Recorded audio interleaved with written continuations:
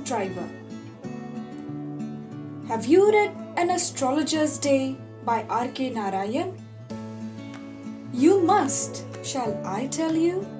Okay, the story begins at midday. He opened his bag and spread out the professional equipment, which consisted of cowrie shells, a square piece of cloth with obscure mystic design, and jars, and a bundle of Palmyra writing. He also had the aura of an astrologer. He dressed up for the role. He wound a saffron-colored turban around his head. People were attracted to him like bees are attracted to light. He had left his village without any previous thought or plan. If he would have stayed, he would have continued the work of his forefathers, namely tilling the land, living, marrying, and ripening the cornfield. But he had left home without telling anyone. He had a working analysis of mankind's troubles, marriage, money, and tangles of human ties. Long practice as an astrologer had sharpened his perception. Within 5 minutes, he understood what was wrong. It was getting dark when a man stepped in front of him.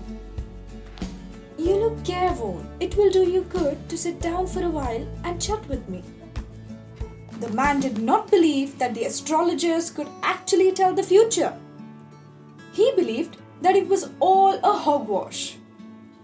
The astrologer said to the man, "If I answer all your questions satisfactorily, will you give me 8 annas?"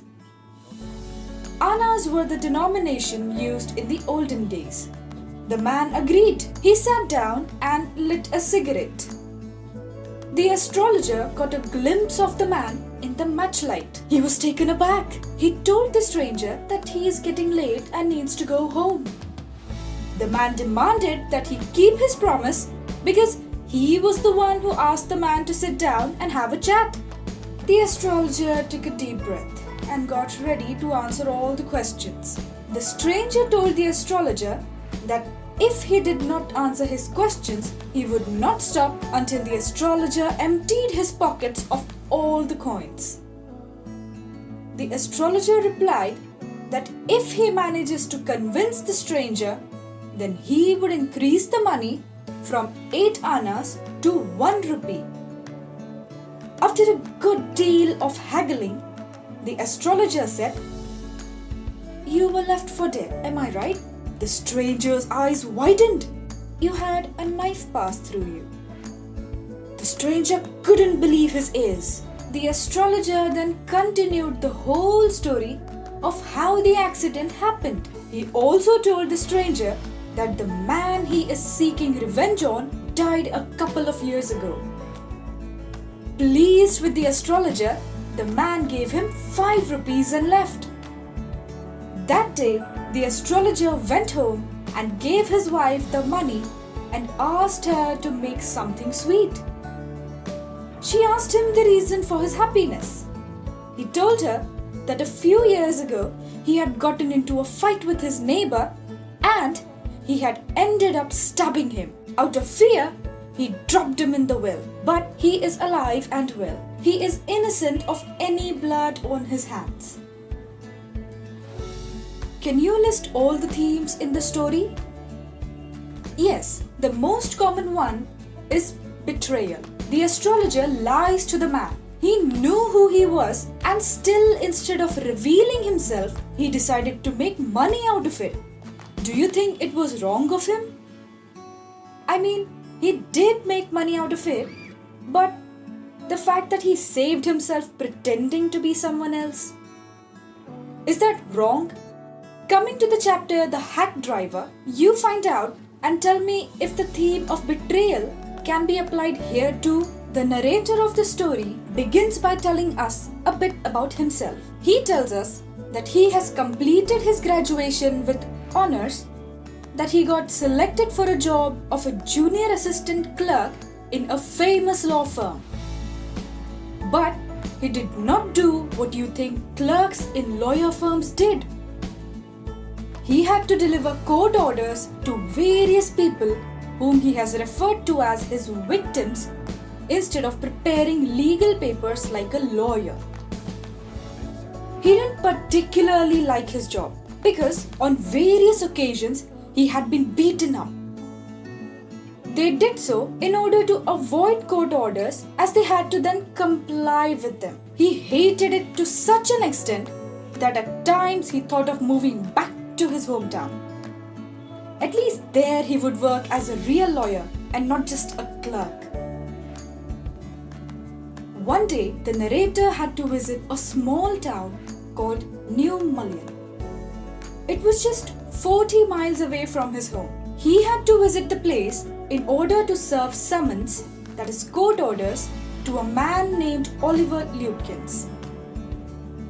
Oliver Lutkins was a witness or observer in some case, and the firm needed him for that case. But he had constantly been neglecting the letters sent by the law firm. When he reached the village, he was sort of disappointed. Why do you think? The village was not as per his expectations. The streets were badly built and kept and were completely drenched in mud. The shops looked extremely dull. Everything around him looked dull, making him sad. The only agreeable sight was the delivery man at the station. The narrator went up to this cheerful delivery man and told him that he was searching for a man named Oliver Lutkins. The delivery man quickly repeated the name of the person being searched by the clerk. He then told him that he saw Lutkins an hour ago. He also told him that it was not easy to find him, as he was always up to something.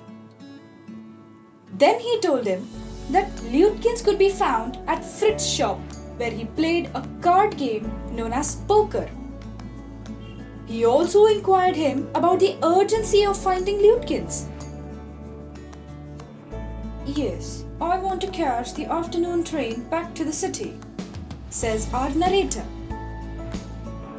"I'll tell you what, I've got a hack. I'll get it out and we can drive around together and find Lutkins. I know most of the places he hangs out," says the hack driver. The clerk narrator replied that it was very urgent to find Lutkins as he had to go back to the city by the afternoon train. To this, the delivery man said that he had a horse cart and he would help him in finding Lutkins. He knew all the places where Lutkins spent his free time. He paraded the man around the town and they kept missing Lutkins by mere minutes or seconds. In the meantime, he introduces himself as Bill. The narrator loved the energy that Bill radiated. The narrator had taken the hack on per hour charge, and not only had they been looking for Lutkins for an hour, but also he had paid for both their food. They still were unable to find the man. Finally, Bill took the narrator to Lutkins' mom's house. She was a tall, formidable woman. She shoos away the two of them. I know the thought that has crossed your mind. They kept missing Lutkins the entire day. In a town as small as New Mullion, how could they not find a person?